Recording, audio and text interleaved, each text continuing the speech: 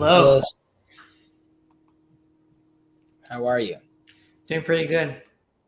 How are you I doing? understand, thank God, that we have a small conflict that Cal is also um, streaming on Just Randos right now. So if he sees this, he's welcome to join if anyone wants to tell him. If not, it is what it is.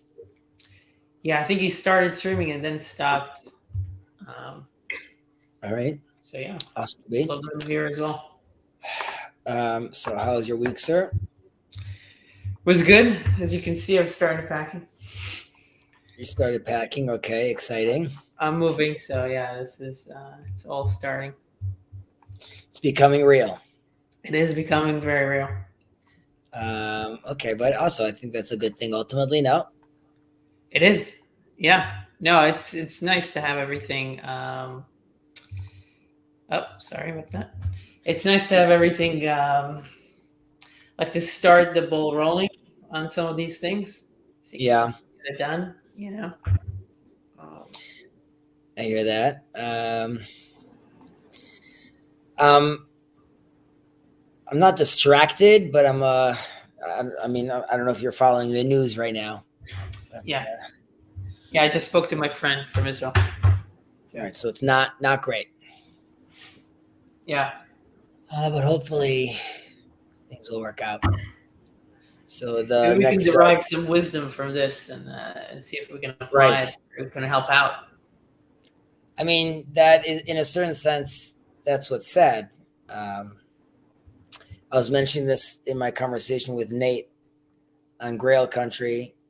That the reason I got into this, one of the reasons I got into this corner, like other people who saw like Jordan Peterson, is to me as a religious Jew, a lot of the things he was saying that people were very excited about Mm-hmm.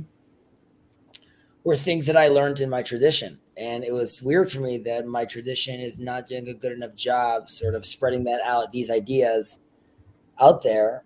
And now again, a lot of these lessons and truths and ideas that we learn could definitely benefit a lot of people, most people, definitely leadership. So maybe they'll tune in.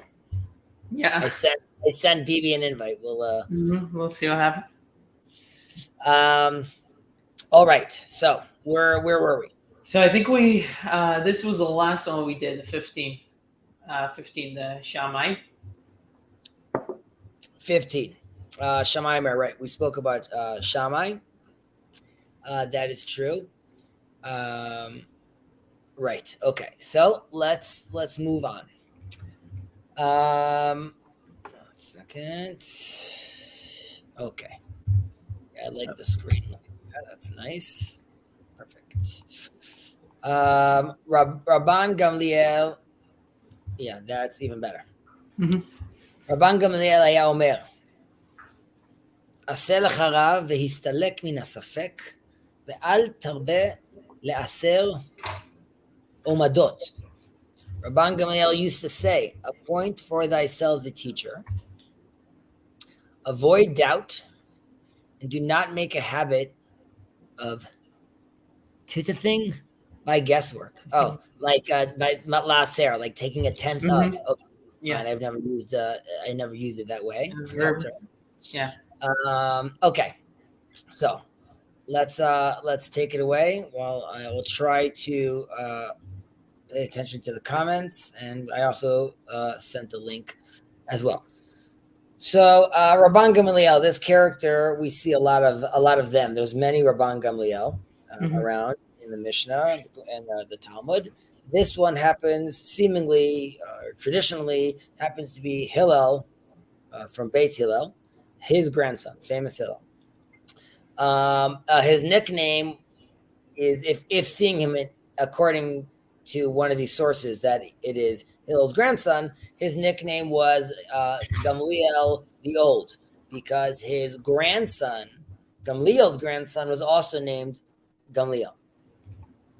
Okay, so that's now we also this is during the time also of the temple, and he really made a move of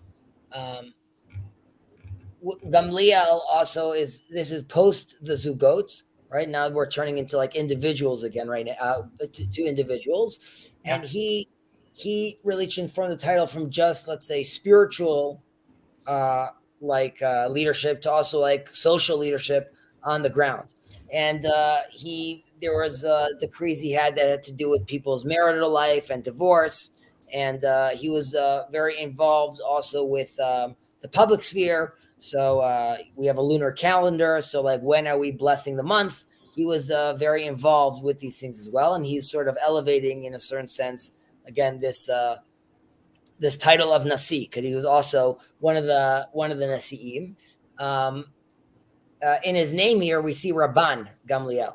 So this is when this term Rabban is in Aramaic. Rabbi would be what we would say today, or Rav in Hebrew. But this is really, we could see over here, there's now a title of honor that is being given to the rabbis. So it's no longer, let's say, necessarily, like, there's always a Talmid Chacham, but whether that was like student, or Hillel is famously known as like Hillel. There's a story in the Talmud that a guy wants to test his patience, and he just yells, Hillel, Hillel, are you the one they call Hillel? That's the Nasi. But he only talks to him, calls him Hillel. And here we see an honor title start to be established within the rabbinate and within Israel as well. Here too, we don't have, I don't know if you noticed, we don't have a Kibel Mehem. Right? Right. It just moves from Shammai and Hillel to Rabban Gamliel. Right. So this is, in this case, it's because unlike Shammai and Hillel that we said that Kiblu Mehem earlier, here he is still the descendant of Shammai, and within and he's part of the president of the Sanhedrin. So there was a sense that it was all kept sort of inside the family. So for many other Mishnayot, I think really into like mid of the second Perek, up until we get to Rav Yochanan, all of this is sort of within the family, and we're assuming that the tradition was preserved within the family, and all that family also being part of the Sanhedrin and being their presidents. Only later on does that come up. I see. And does that point to the fact that there is going to be, like, I know there is this term about the shita. Like, is it all it's still kind of like in the school of thought of Shammai and Hillel, and then once it gets to Yochanan, it goes into like there's a new school of thought begins? Well, already after Yochanan, when we get to Shimon, already in chapter in Mishnah 17, like already during Shimon's time, you already have post this time. It's already post Shimon and Hillel and Shammai, and we start seeing that there really is people having their own schools of thought. But this also, like you just mentioned, relates to what Gamliel is saying as well. And he tells us, Aselech harav, right? So earlier we mentioned this in Mishnah 6. We already had Yehuda ben Prachia told us, Aselech Rav. Okay, now it's interesting that here their interpretation is Rav is teacher, because really my interpretation, or what I have learned, was that during the time of Shimon ben Prachia, first off, there isn't a lot of, this is before Shimon, Hillel, and Shammai. There aren't so many divisions. So most rabbis are going to be telling you more or less the same thing. Secondly, that is really more about accepting the yoke of Torah and understanding the need to learn Torah. And as part of needing to do so, you need to have a rabbi. Okay, so that's really more of get yourself a general teacher, which they call here a teacher. However, here, Aselech harav is more of, you need to find like the specific rabbi you need, right? You need to create yourself a path. This is a complicated system, and you need to identify the rabbi that's going to be giving you your answers for this system. So this is a lot more specific for, great that you were studying in class and you had a nice teacher teaching you the basics. Now you really need to find yourself and identify for yourself a actual specific rabbi. This also is like I was saying, it's important to stress that once once the time of Hillel Shammai are gone, already during Hillel Shammai, you had a tremendous amount of opinions, but it was still two major schools of thought. At that point, later on, it really, really bifurcates. Yeah. There are some that interpret this is to like you need to make yourself your own rabbi, because if you don't, you end up getting to your own conclusions, and that puts you into a space of inconsistency, right? You might decide that today I'm doing X and tomorrow I'm doing Y, and next thing you know, you are contradicting yourself within this system. And in a complicated system like this, having a rabbi also creates stability and consistency, which is also what we would want ideally. Right. So it seems like there's two things here. So what you pointed out, and correct me if I'm wrong, one thing is that you can create your own thing outside of any kind of, let's say, school of thought within the existing thought that there is. So that would be one problem that you could get into. And then the second thing is that you could have, and I think this is related to the second sentence here, avoid doubt. It almost strikes me as kind of like having this paradox of choice, right? You have so many different rabbis that you can go with, and you don't know what to decide, and then you get doubt, and then you just guess, or you become inconsistent. Those seem to me two issues.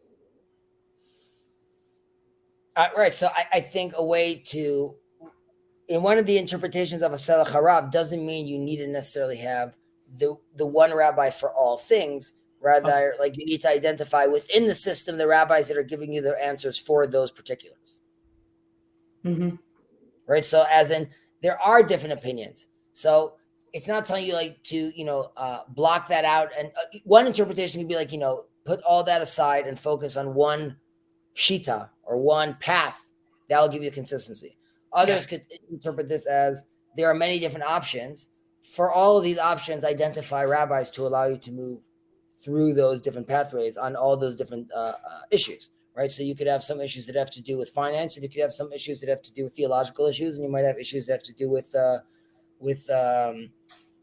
social issues. So all of them might have a specific rabbi that deals with that issue. Got it. And so I guess I think I understand what you're saying, but just to maybe like push back a little bit, like how is that not inconsistent? Like if you're just choosing for this thing, I'll do this thing. How is that inconsistent or idiosyncratic? So I there's on two levels I want to answer what you said, because it's a good question. One is, what if I select rabbis based on what's convenient for me, right? So, okay, I go online and I see like the 10 rabbis in my neighborhood, okay, and then the 10 rabbis in Jerusalem, and then it'll be like, okay, out of those 5 that are in my neighborhood, 6 that are Anglo, and then like I start narrowing it down to be like a very specific thing I'm looking for, then that doesn't work. Okay. Or I know that this rabbi is going to say, yes.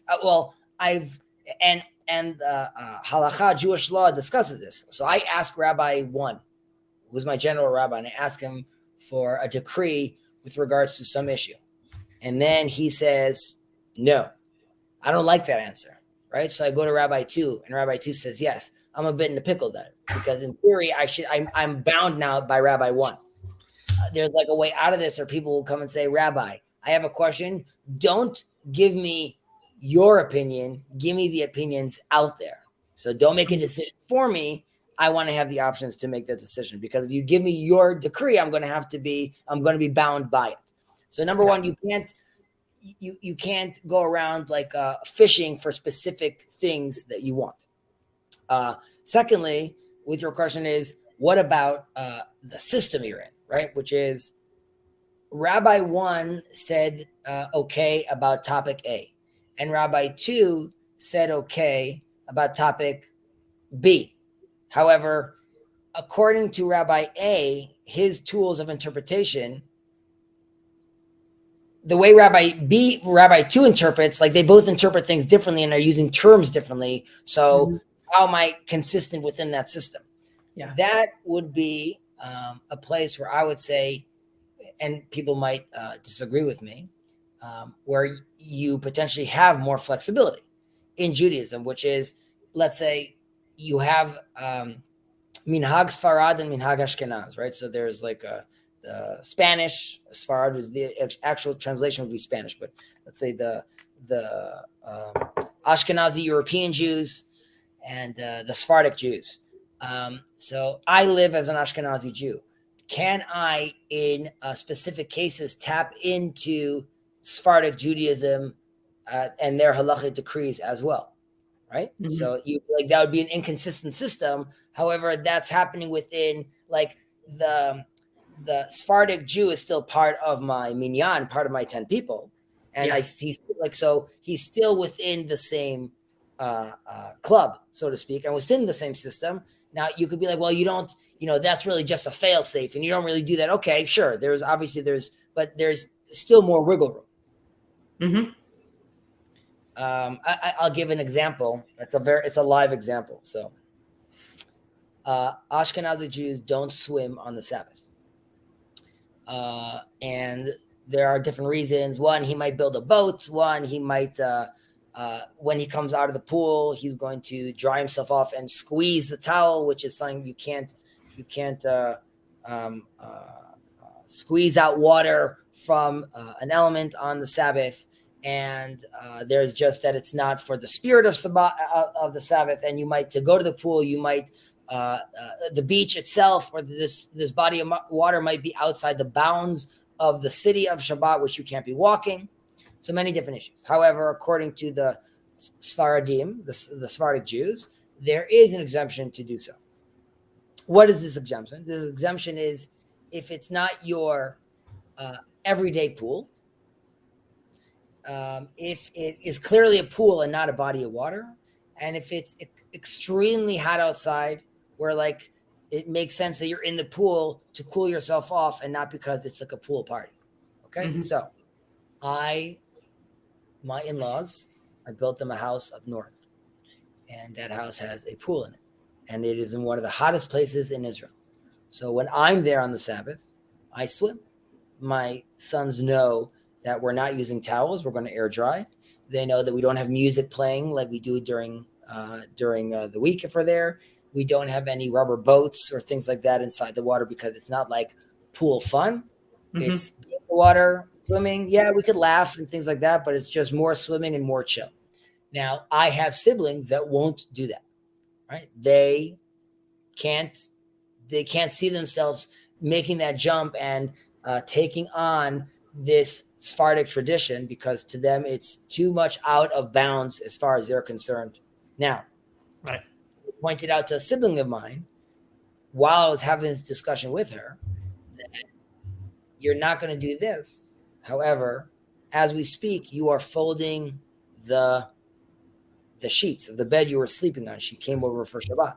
I'm like, you're folding this on the Sabbath. That means you're preparing for after Sabbath, and you can't do that on the Sabbath. You can't prepare for after Sabbath. As in, you're not doing the dishes for after Sabbath. You're not starting to clean up the house for after Sabbath. So my sister says, you're right. We all pick and choose where we find ourselves needing to sort of play around. Now, no rabbi is going to come and tell you need to pick and choose. However, on the ground, I am more comfortable doing that. Mm-hmm. But that would be, I guess, like a live example where you could see something like that, happening. Right. The flexibility within the system. And when I asked a rabbi about this, so I could see the uncomfort in a certain sense of being like, yeah, you can. I was like, right. I'm like, now how much of that is just because of, it's not for Shabbos. I'm like, right. But I'm like, what about the condition I'm in? And he's like, okay, yeah. So, you know the answer. The answer is yes, you could. So He's never going to come and say, this is the answer I gave Chezi. Or this is like a decree that I'm doing right now. Right. It reminds me of like, I heard about this halacha. This is way more dramatic, but there's something about if an enemy is surrounding your city, and they say, okay, we'll take one individual from the city and we will kill that individual, and then the whole city will be liberated. You cannot release that person, even though it's going to, we assume it will save the entire city. You can't just give them any random person for many reasons. And there's another related halacha, is that the enemy is asking for a specific person, I think, and then there is something about you might be able to allow that person, or I don't know if it's allow or make them or bring them to the enemy. But if you ask the rabbi, he's not supposed to tell you, yes, you should do this. Even though you're allowed to do it, the rabbi should like wrestle with himself and with you and tell you, and if he does tell you yes unequivocally, then he's also going to be judged, even though it is the right thing to do according to halacha. This relates to Rabbanim. Hizaru b'divrachem, right? We have to be very careful with how you're going to be understood and how you're going to be perceived. We should never be tested with those questions, of course. All right, moving on. Yeah, I think so. I don't know if Andrew is saying that he will gladly give a random person. I think one thing that I heard, Chezi probably knows about this more, but I think one reason that I heard is that random won't necessarily be random. You might say, well, we have all our tzaddikim in the city. Why wouldn't we won't give the tzaddikim, right? We won't give all our... Are you selecting one over the other? Correct. Yeah. So randomness is a tough... It's assuming that you're actually not going to be that random when you actually pick the person. Well, we know now to not sit next to. I guess I wouldn't be random for Andrew, right? So I'm safe. You and I are safe. During a siege. Yeah. I'm just saying, Andrew is the mayor. We know what's going down. Mm-hmm. Yeah. It's going to be weird. We're like, Andrew, but no one asked for you to send out people. No, it's okay. It's fine. Send them out. Okay. So maybe we'll say, send us your tallest person. Oh, there you go. Rabban Gamliel used to say, a point for thyself a teacher, right? So we just explained, and I think over here the translation should be like really a rabbi, not teacher. I think earlier on it should have been teacher. Avoid doubt. So what does that mean to avoid doubt? So one is, it's very clear. Remove doubt. You should act very precisely. Okay. And one way obviously is achieving this is by getting a rabbi, right? So getting the rabbi allows you to remove that doubt, allows you to act precisely, allows you to build the system, right? These are two lines that are connected to themselves, obviously. Yep. There's some people interpret this as this should be like when it says avoid doubt is specifically talking to a dayan, a judge, part of a system, the legal system in the Sanhedrin or in Judaism, and they will judge you. Now we're saying don't do this alone, do this as part of a group so you could avoid doubt. You should be discussing this thing amongst other people so you could avoid this issue. Just in general, doubt in Judaism is something that's, we're telling you to avoid this doubt, but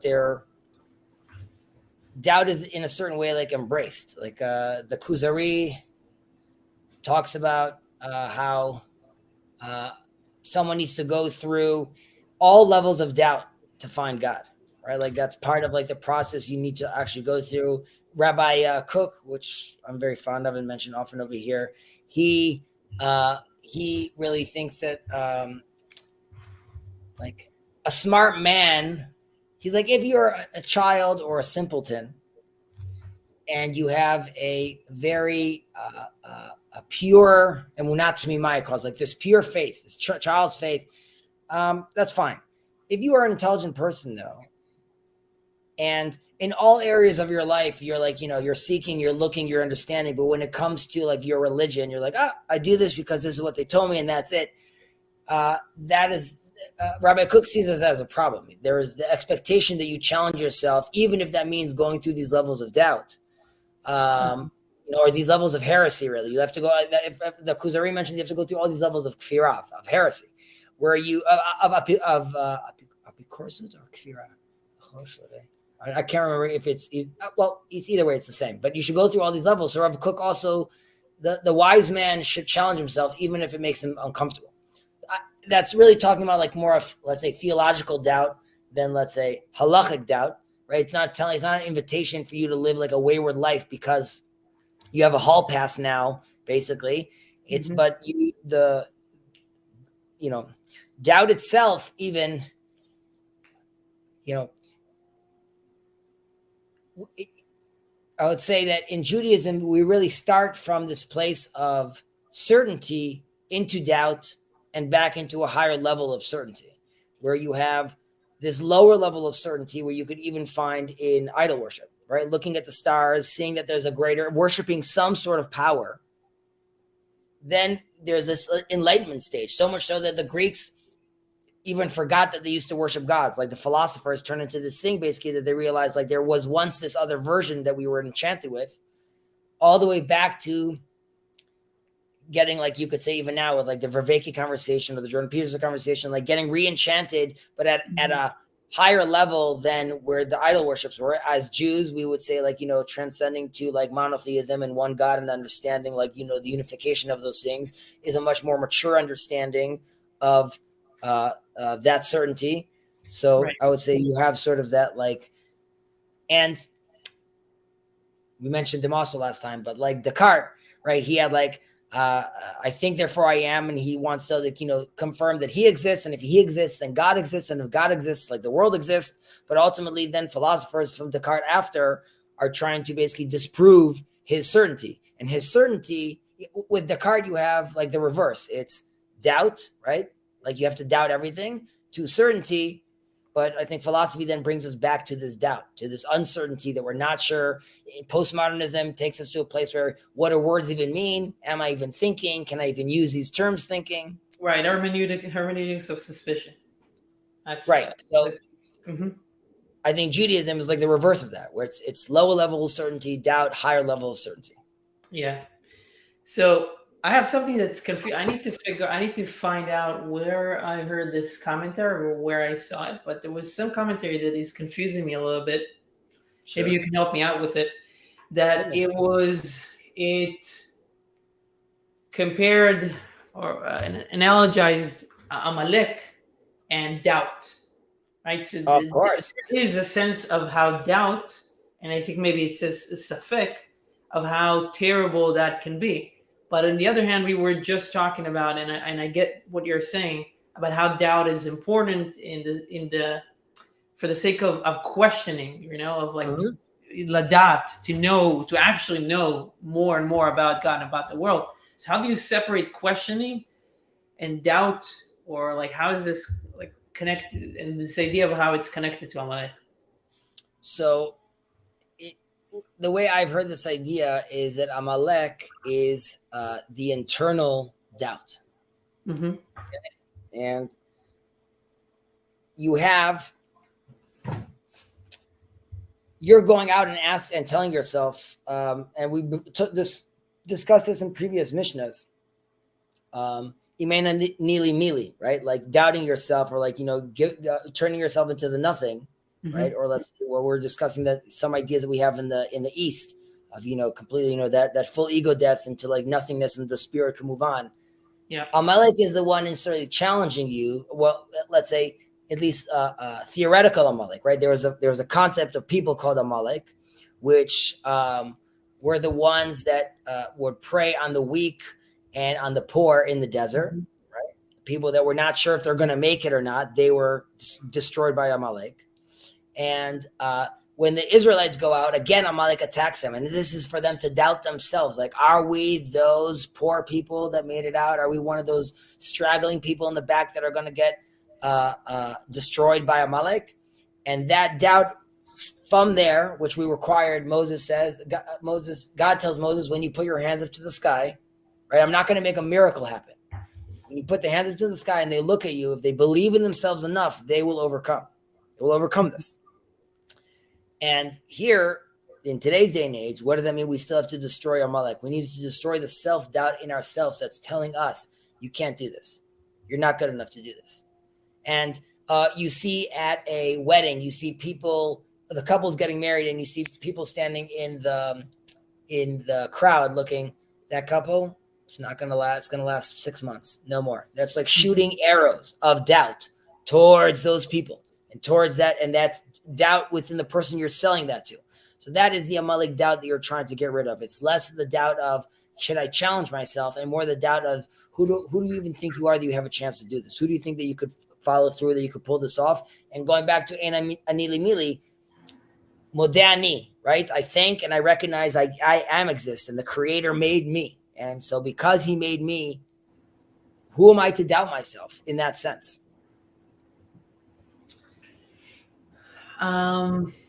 You're like, that's a nice little Dvar Torah, Chezi. It is. It's good. It's good. I'm trying. I feel like I don't know if what you were saying is like, in my mind, is it the way that you doubt? Because could you say, like, even if for that couple, let's say, well, maybe not on their wedding day, but maybe there is a sense of how you can doubt and say, oh, you can doubt it. Like, who are you to be so happy with yourselves? And so that would be one kind of doubt. But maybe, is there a doubt a legitimate doubt where you can tell your friend, like, how sure are you about your relationship with this person that you're going to spend the rest of your life? Right. So yeah, is it coming with a hug, or is it coming with arrows? Right. So it's the way you do it. So it is the way you do it, the way you approach it, and the openness of the question or of the doubt. I don't know how to put it. For sure. Rabbi Cook again says that there's a lot in common between the start. Like, there's a lot more in common between Sam Harris and the rabbi than, like, just some random guy, because they both are dealing with doubt. They're both trying to figure out and massage their way through. So it definitely has to do with what the intention is and how you're going about it. Right. What Rihal is saying is, you undoubtedly will go through levels of doubt with regards to, like, heresy, of challenging the things you understand and believe, because you are trying to ultimately get to some sort of truth. Then there's doubt, which is not doubting. Here you're doubting not because to get to the truth, it's because you're doubting that, that doubt is already asserting the truth. Don't even think that you could do it, because you can't do it. Mm-hmm. Yep. And it's not like, man, I really hope this time it works out for him. Like, his few marriages did not work out. Like, I really hope this works out. And you could be, like, doubtful because of that. And mentioning that means, like, the stats don't look good for this guy. And there's a difference between that and, like, you see this is going to fail. Then that's you're saying that's what's going to happen. And you're sending that doubt. And obviously, if someone challenged you, you'd be like, I can't be certain. Of course, I hope it works out well for him. But you're sending these Amalek arrows to him. We have a comment over here from the Clown of Babylon. Sam Harris is more of a clown than me. He is a clown. But I don't know. His heart's in the right place, I believe. One day he'll come around. His name will be Shmuel Haris, and he'll be a great rabbi. I don't know if my answer removed doubts from you. But, no, it's good. It's good. I like how you put it. So I appreciate it. My pleasure. Okay, and we could end this Mishnah with where were we? Right? We said about tithaning, giving like a tenth of by guesswork. Don't do this. So what is this? What are they even talking about? This is in Jewish law, we have that you give a tenth of your crops, for example, or these goods that you grow. You give a tenth, and there's some that go to the priest, and some that go to the Levi, and some to go to the poor. And one has to be very, very exact about these measurements. This is what the Torah, the Jewish law, demands and dictates. However, if you are stuck with no measuring tools to do so, then you are going to take an estimate. And the Torah is telling you, well, the Mishnah is telling us over here, do not make this a habit of making estimates. Not in, and this is just used as a general idea of taking this tenth. But in general, when doing anything in Jewish halacha, don't try to estimate and guess and try to best understand how this is. Specifically about this, there is already a halacha about that you're not allowed to do this at all. So it's strange that they say don't make a habit of it, because you're not allowed to do it at all. And some interpret that it's not talking about this specific halacha of ma'asrot, rather it's talking about trumot, which is like something that you're giving on, you don't have to give, but you want to give. And in that case, you shouldn't be doing this, but that's just more of like more of like a technical term. Right. So guesswork shouldn't be your default way of how you apply halacha. Yes, and then I'm trying to be burnt over here that he only gives the maaser to Levites that wash the Kohen's hands, which I famously do not. I'll give a response about that at a later time. I know that Jacob has, heart palpitations because of this. However, I claim that this is not, there's no true source to this. Even though I understand that it's become culturally accustomed, you could be like that. There's, that's its own minhag. But I'm pushing back against that. However, in my synagogue, I have yet to get an aliyah to the Torah on a Levi, and they know I am one because I have, it says on the back of my prayer shawl, it says Levite. The reason I believe this is true is because the guy that's running the synagogue, it's him and his sons. He's like a big character there, and he is a Kohen, a priest. And he must know that I'm never there washing his hands. So I'm thinking maybe there's some of that going on over there. But yeah, anyway, see, we have her Lynn. I've been LARPing. Just want to say hello. Very interesting, Lynn. I hope all's well. We're happy to have you over here. All right, let's keep going. Yeah. So I was basically, if anyone is thinking of taking on my tradition or my new tradition of not washing the hands, know that you might be boycotted from being called up for the Torah. Okay. We are now at 17. Okay, 17. Mishnah 17. Shimon beno Omer. Kol yamai gadalti ben hachachamim, ולא מצאתי לגוף טוב אלא השתיקה, ולא המדרש הוא העיקר אלא המעשה. וכל המרבה דברים מביא לחטא, או מביא חטא, not מביא לחטא, מביא חטא. And in English, the translation would be, Shimon, his son, used to say, all my days I grew up among the sages, and I have found nothing better for a person than silence. Study is not the most important thing, but actions. Whoever indulges in too many words brings about sin. Okay, this all seems very relevant to everyday life in general. So let's start with some background over here. Shimon is Bno, the son who just said earlier, Rabbi Gamliel. And Shimon is, this is right after the revolt of Bar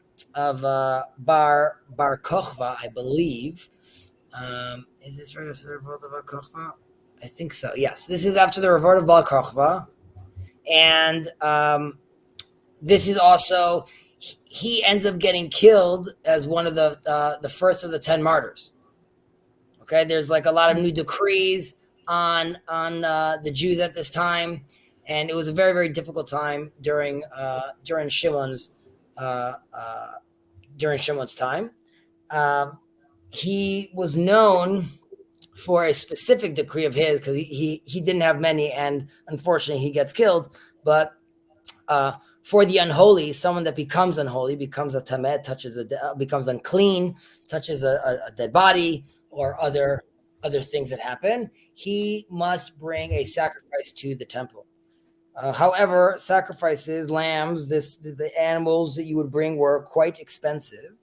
And his decree was that if there's a few unclean, unholy, tameh people, they could bring one sacrifice aggregate together. Or not aggregate, like combined. They could all buy one. And this still counts for them. And this was obviously, like, from a monetary perspective and like a social perspective, very, very good to the people, because this allowed them to save on the tremendous costs. buying these lambs at the time. So what did he tell us? Kol yamai gadalti ben chachamim velo matzati laguf tov el shtika. All my days I grew up among the sages, and I've found nothing better for a person than silence. So what does that mean that he grew up among the sages? So he is growing up in a house full of wise men. He's involved with these wise sages all the time. And he's saying, when I'm looking around after all these years, I'm seeing that the best move is to really keep your mouth quiet, keep your mouth shut, be silent.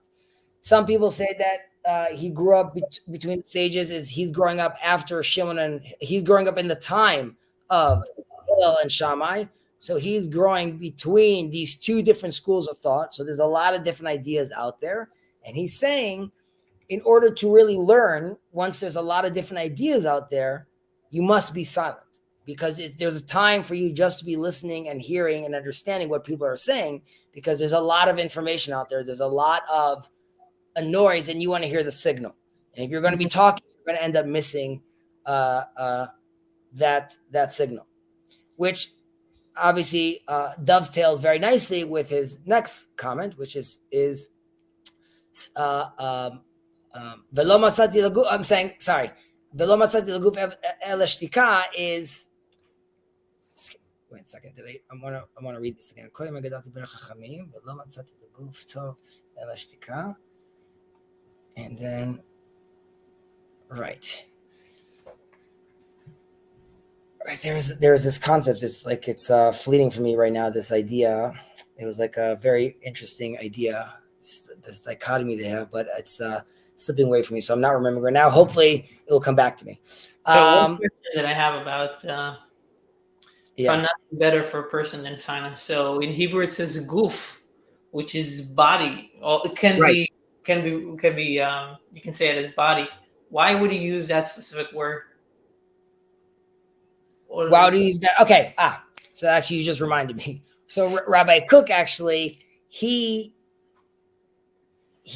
takes this word body and he's saying it as like, your actual body, which is that yes, it's good to be silent. However, constantly being silent is bad for your body. As in here we're saying, velo matzati laguf tov el shtika.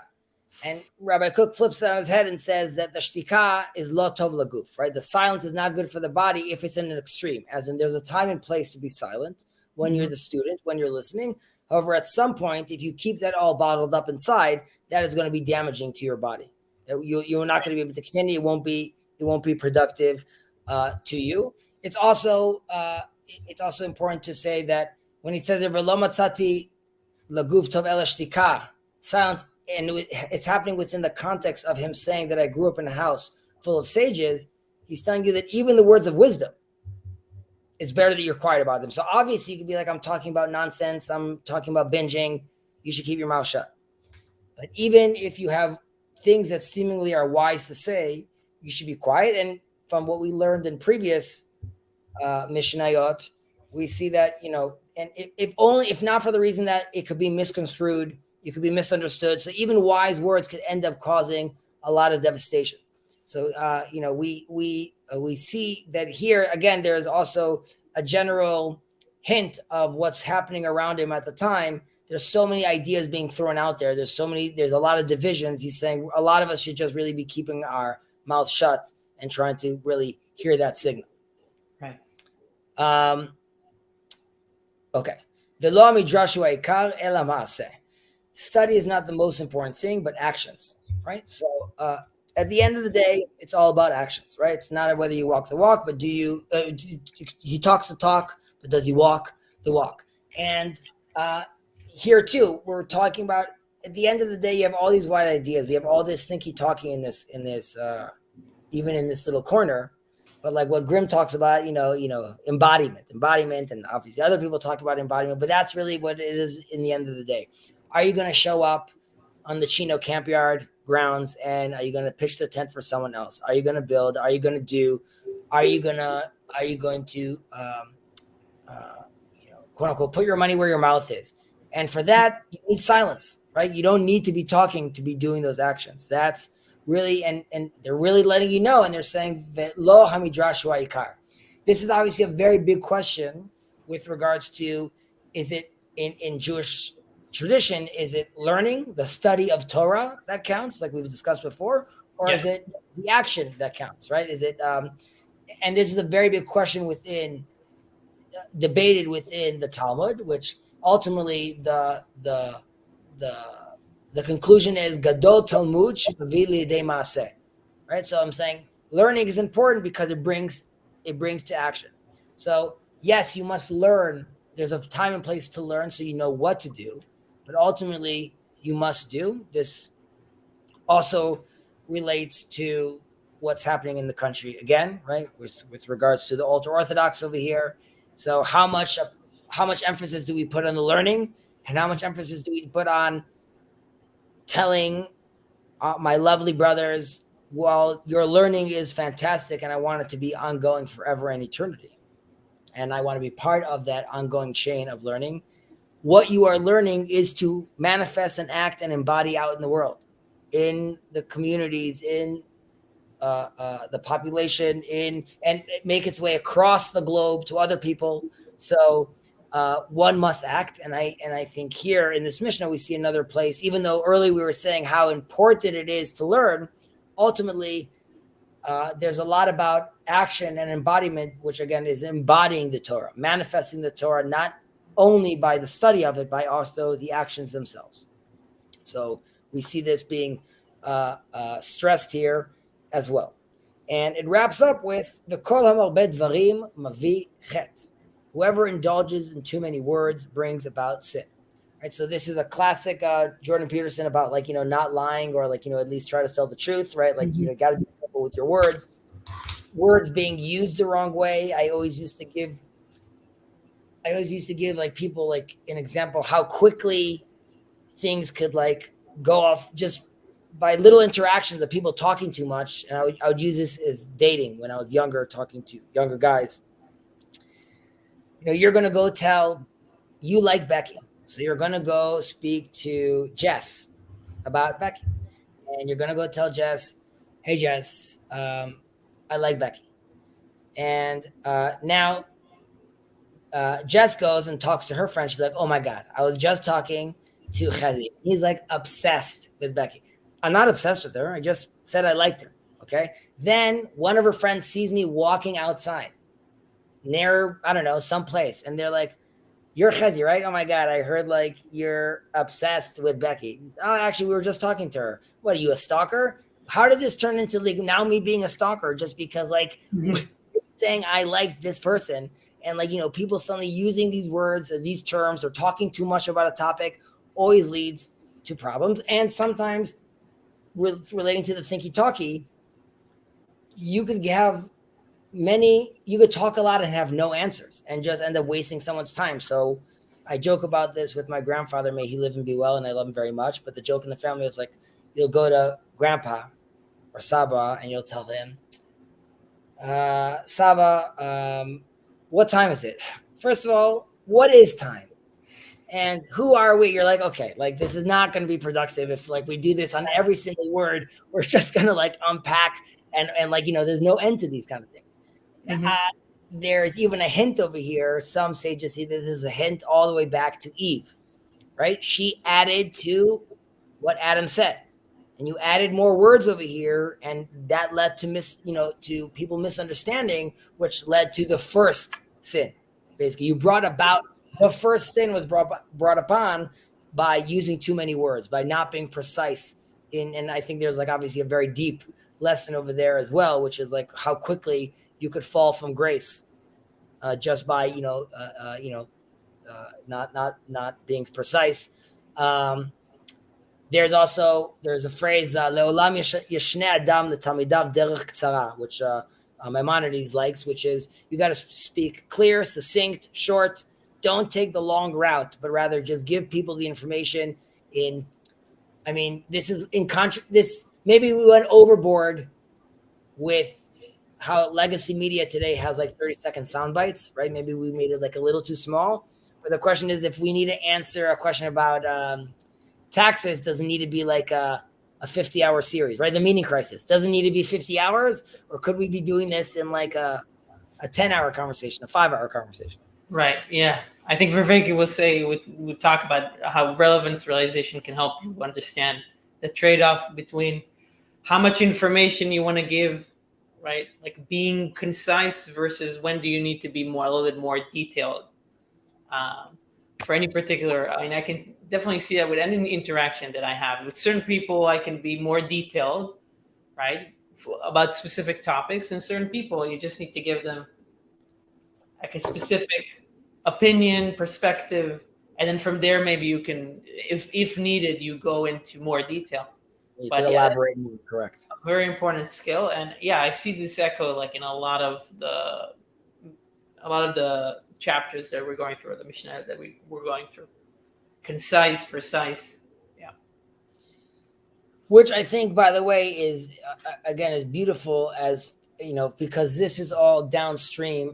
Downstream sounds like at a lower point, but I just feel like this is all part the oral Torah, which this is, even though ironically it's written down, but the oral Torah goes alongside the written Torah, being the 5 books, because while it could seem like a sweeping decree by God saying, you know, all need to do X, once it comes down to the details, you see the rabbi being like, how are we going to do it? Who's going to do it? When are we going to do it? Like, we get a lot more personal, a lot more embodied, a lot more specific, which I think shows a lot of understanding of, you know, sort of the human condition with regards to it's dealing with the divine Torah.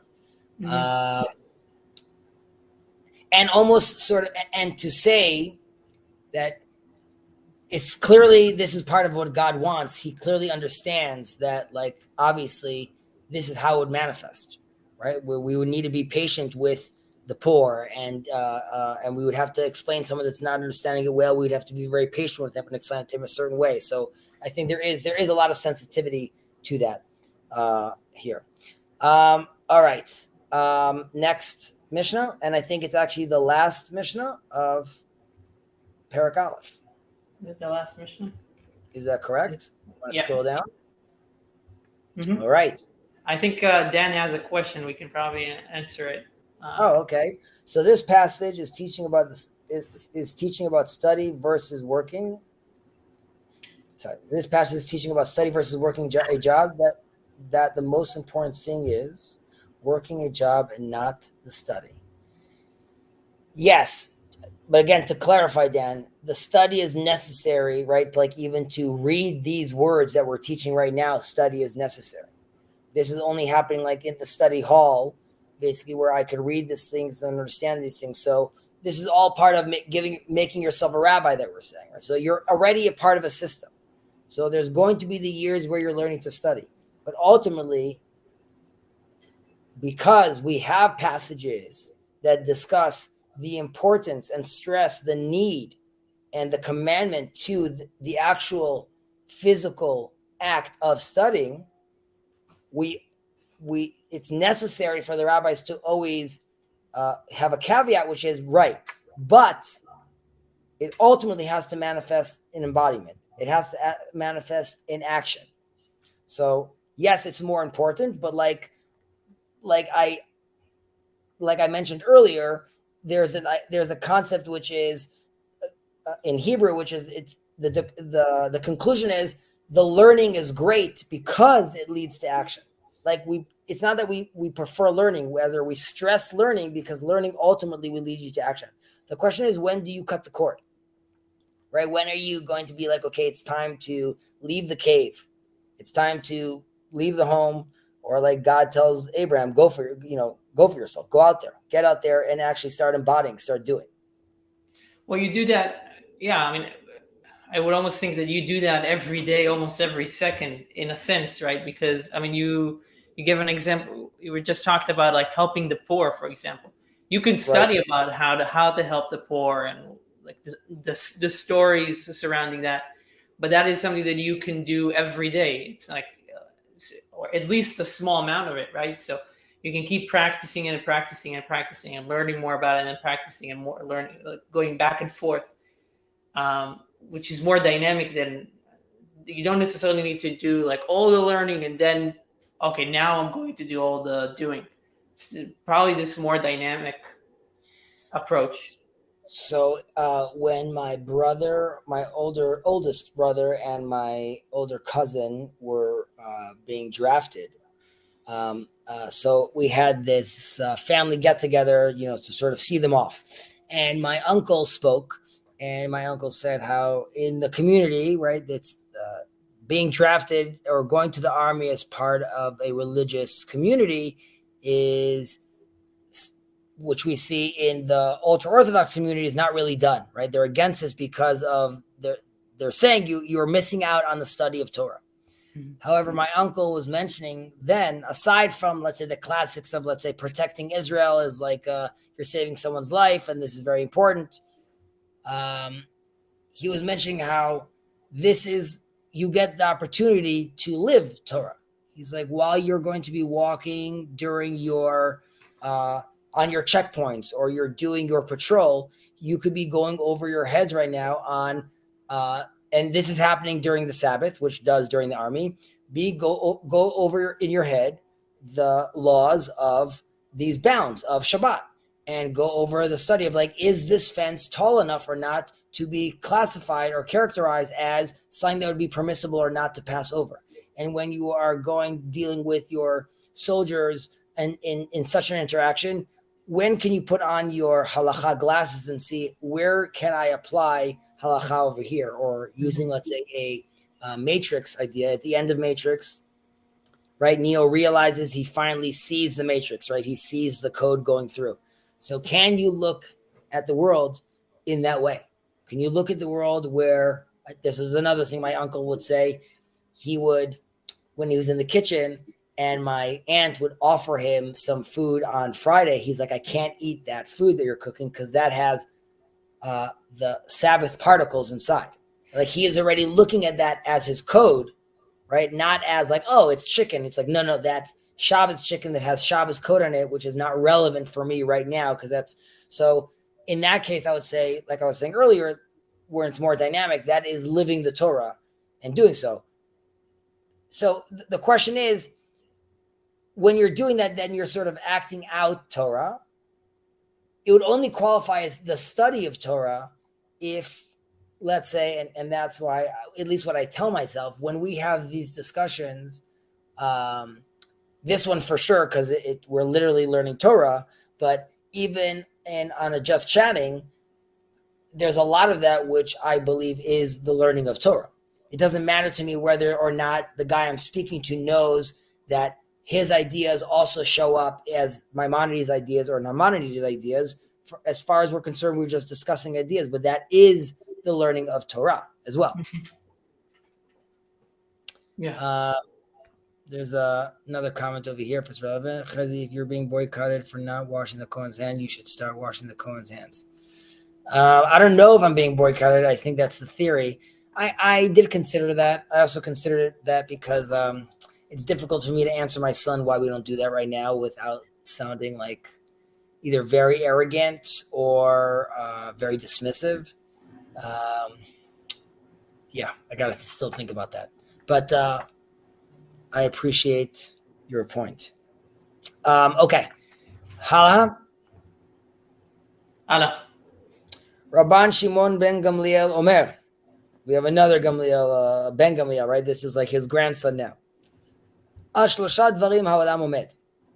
Al adin, ve'al ha'emet, ve'al ha'shalom, shene'emar emet u'mishpat shalom b'sha'arechem.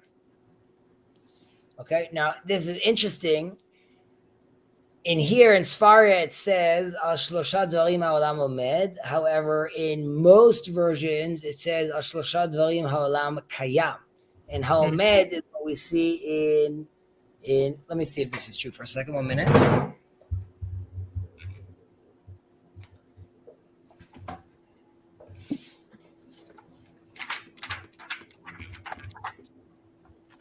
Yeah.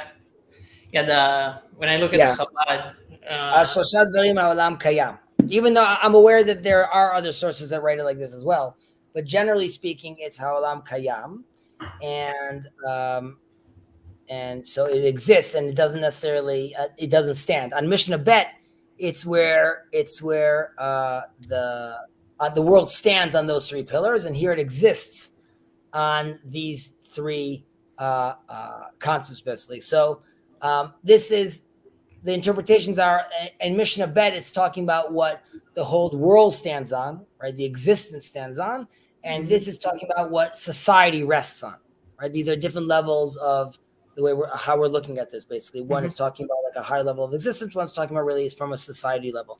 There's another reason to be looking at it this way: difference between originally standing and now kayam and like existing, which is the first time in the first Mishnah Bet. This is during the temple. So while we still need to be told these things, we're in a much higher level spiritually, and we could be connecting to these major pillars.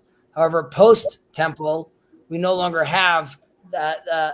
We don't have that access anymore to the divine. So we're at a lower level, basically, of like existence at that point. And he tells us, we didn't even read this one in English. Sorry. Rabban Shimon ben Gamliel used to say, so we're going to continue right now. On three things does the world stand or exist, according to some interpretations: on justice, on truth, and on peace. As it is said, execute the judgment of truth and peace in your gates. Zechariah. The interpretation also over here of this verse is emet, which we just see as truth. Mishpat, they have judgment over here. In here they have judgment and justice, which sound more similar in English. In Hebrew, mishpat and din are not really the same thing. And mishpat in this case, umishpat, is connected to the word shalom. However, the sages interpret this as three separate things: emet and mishpat and shalom. And they interpret mishpat as din. That's how they do this this move over here. So what are these things? What do we have that is din, emet, and din, emet, vel shalom? What is this peace, justice, and truth that we have? So din is really is the cutting, okay? Is making the decisions. Ultimately, at some point, you need to make a decision. And this is a downgrade if we're using the example, the parallel of like we used to have the temple, now we don't. We used to have the Torah. We don't have the Torah anymore in its sense of coming from, let's say, the temple. Now we have din. We have this specific thing that we need to figure out. We have shalom, peace, which is really talking about sort of a harmony between things, a balance which allows two things to coexist at the same time. This is during the temple, we had the korbanot, we had the sacrifices, which allowed us to create peace between us and heaven. Okay, we no longer have this anymore. So now we have the term shalom. There's different interpretations of this, obviously. I'm going to give like a few that I recall. We have emet, which is truth, which is complicated at times. Like truth doesn't mean you're necessarily going to find a balance. Truth sometimes means like you have to accept like a hard truth that doesn't give you that harmony that peace necessarily gives you. And this is sort of an answer back to Gmilut Chasadim. Gmilut Chasadim and being righteous and helpful to the needy allows you in a certain way. That is a real act of truth that allows you to pierce through these things. And it's there's no self-interest over here, and you're really acting and helping the others. It's easy to see the truth in that. However, once the temple goes, we no longer have that access to that abundance of us being able to act in that level of kindness to one another, and that's why we need to emphasize the concept of truth. Again, there's different interpretations that see that din leads to emet, which ultimately leads to shalom, right? So if I eventually make a decision, that will lead me to get to the truth, and if once I get to the truth, then I could finally have peace, right? So you need those three elements to that follow suit. And there's interpretation which is like din is for the people. There's a nation. I can't be dealing with the truth right now. I need to create a system, and the system is going to be faulty, but it's it's a system truth. It's a system deen that I need to get to. It could be it's right. It could be it's wrong. At the end of the day, I need to make a decision right now to allow us to move forward in society. There's the truth that is for the individual. That's already more in the middle right now, where I need to find the real truth for myself to know if I'm right or wrong. Shalom is for God. Shalom already comes from the outside and allows us to like really wrap that all in one understanding, where the truth could actually manifest all the way through the deen, where I could have that balance of both of them being true. Yeah, you could. Yeah, that was. Discussion. It's a lot to think about. This one's short and concise, but it's also there's a lot there. I mean, like, to be honest with you, there could be like, a whole conversation about like what does emet mean, what does truth mean, what does justice mean. It's again, the deen specifically. This is also sort of the rise, in a certain sense, the rise of Islam post the destruction of the temple is also which sees itself Islam which is interpreted as deen. There's a lot there as well, which is like we have a system now that has to be very rigid, very, very rigid, basically. And like I was saying earlier, either it's because it's for the people, because it's very hard for us to have godly truth with us today, as far as like the whole population, can we contain that? Or we need deen as a tool to slowly but surely make our way towards some sort of truth, and then once we receive that truth, bask in that peace. But like you said, it's we're just scratching the surface really here. But go ahead. And no, it's interesting. I like to think about the dynamic about these three. And I think one of the things that you mentioned about how, I think you said something about how deen can be something that is more about the social, the social kind of like that society needs to make a certain decision about how this is how it goes, and emet, the truth, something that's more individual, and then shalom is like, I think you said it's between kind of like the relationship with God. It almost got me to think about also about like, you can think about it even psychologically, right? With like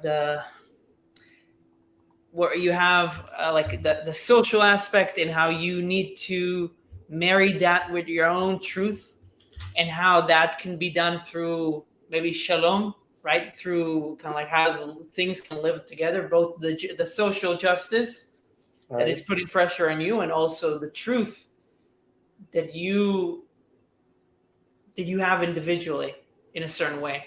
I don't know what will be a good way to articulate that, and how shalom kind of is both maybe the end result, but also the process of how you're bringing these things together into a whole, right? Shalom. Right. So this relates to something we mentioned last week, which is shlemut v'hishtalmut, right? Completion and the process of completing, basically. Okay, like moving towards completion.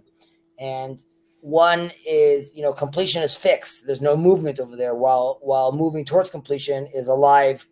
Is alive. There's movement there, and you really require both. However, because seemingly those don't always go together, even though, like, in quantum mechanics we have like the superposition, and you have these both could be here and not here at the same time, only when it's observed, right? So I would say that the deen would be one place, and the shalom would be in another place. The emet is, well, there's different. Again, you could interpret this in different ways, but emet in a certain way is just emet, is just truth, and a higher level of that is shalom, which is truth that allows you still to allow the other to be there as well. Because just truth, which I said earlier, was complicated, because just truth means like maybe there's no room to compromise. Because compromise. Right. Yeah, I was talking. I can't remember. I was talking to my wife about this. I can't remember the example, but how the contextualizing the truth, or even if something seems like true, like this is the thing that you need to, like the decision that you need to make. Like you need to do that in a way that actually brings people together. I mean, you can keep talking about. I guess the Israeli. That would be shalom, though. Right. Right. I mean, like, let's say there's something that one side, let's say the coalition thinks like this is what we need to do. This is obviously needed. Is this right? This is the emet. Is this the way to actually to do it? Like, how do you bring shalom into it? Right. Yeah. Right. So obviously very apropos for what's going on in Israel, right? So like Mhm. the dean would be, yes, legally you are the majority and you won, and you should be changing. You have the right, the legal system, to Right. make this.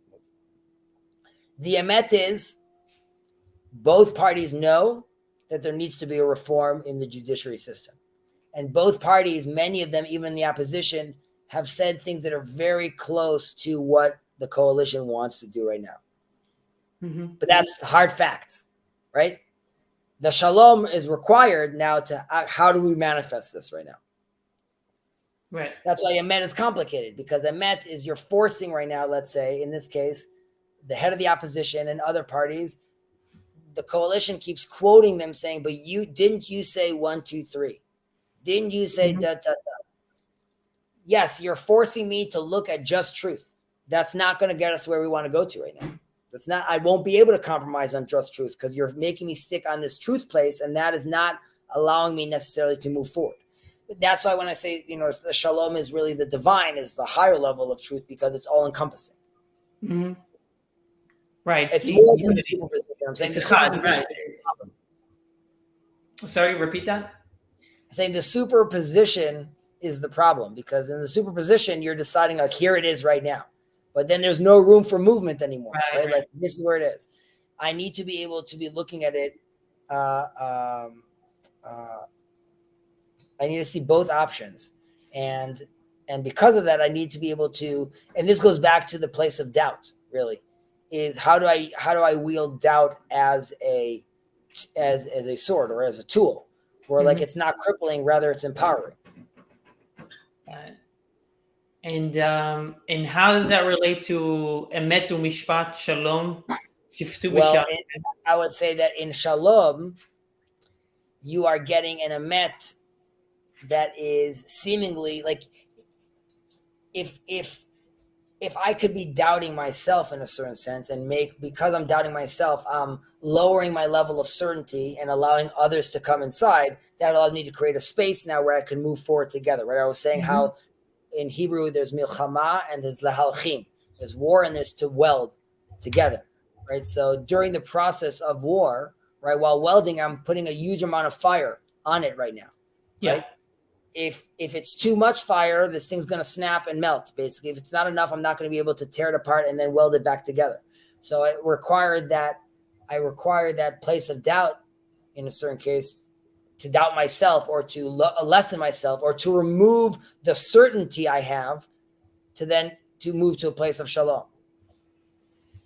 Yeah, I can see that in war, just thinking about it, because in war, probably, if you really think about it, the end result of the war, if you win, you need to be able to not consume, but you need to bring whatever area you've captured and the people within it you need to be able to absorb them. So you need to be able to alchim them, is like what you said, to weld them, to weld them into the same body in some sense, or you melt them away. Yeah. So I mean, agreed. On that note, sir, Kol hakavod, way to go that we've finished all these 18 Mishnayot. Not bad. Moving on. Pretty exciting. Right? At this rate, we'll be done fairly quickly. Not that I'm excited to finish, but there's more things to do. After this, we can move on to Mesilat Yesharim. Who knows? It's on my list. So we're going to start next week with chapter 2. Anyone who would like to join is welcome to join. As always, we're happy to have you over here.